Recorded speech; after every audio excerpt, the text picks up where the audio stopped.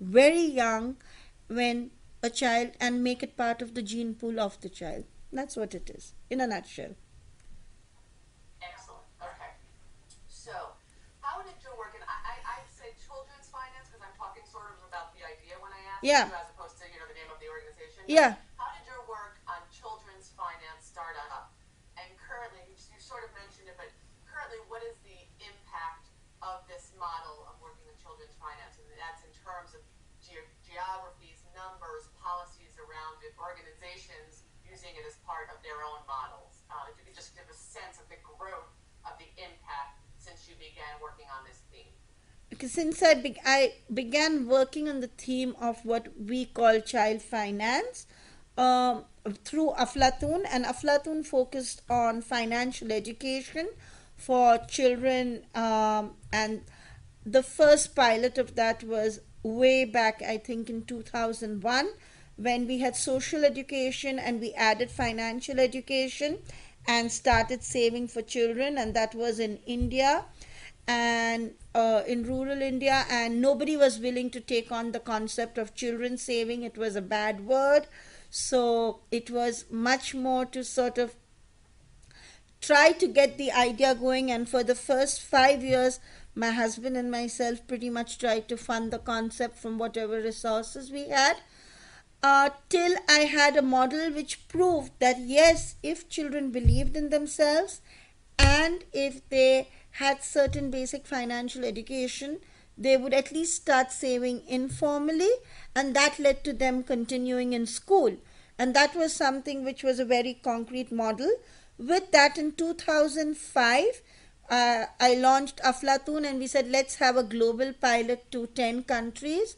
And that pilot proved the same hypothesis that if you have social education and financial education, you are really empowering children to take the next step and to have a wider array of choices in life. So that's how. And then financial education, we advocated for financial education. It's got into OECD. There is now a PISA test on financial education, and G20 has taken it on, and many countries have financial education. So now I would say financial education is getting there with policymakers. However, as Aflatun grow, and Aflatun today is in 82 countries, reaching over 1 million children across the world.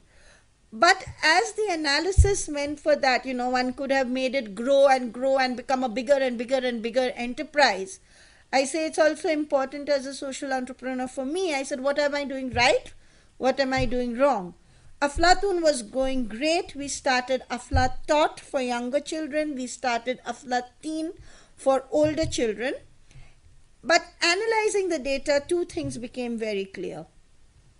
If we wanted to reach the 1 billion children in the world, Aflatun as a brand would not be able to do it. So I needed to think of another model.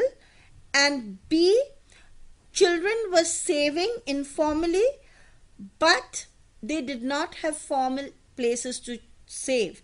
And that means they still remained excluded from the financial system.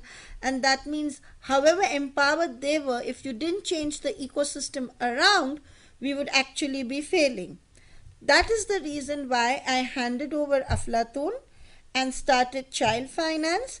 Child Finance is a network, and on the board of Child Finance has all the major multilaterals, bilaterals, the key academics, and NGOs who are doing related work.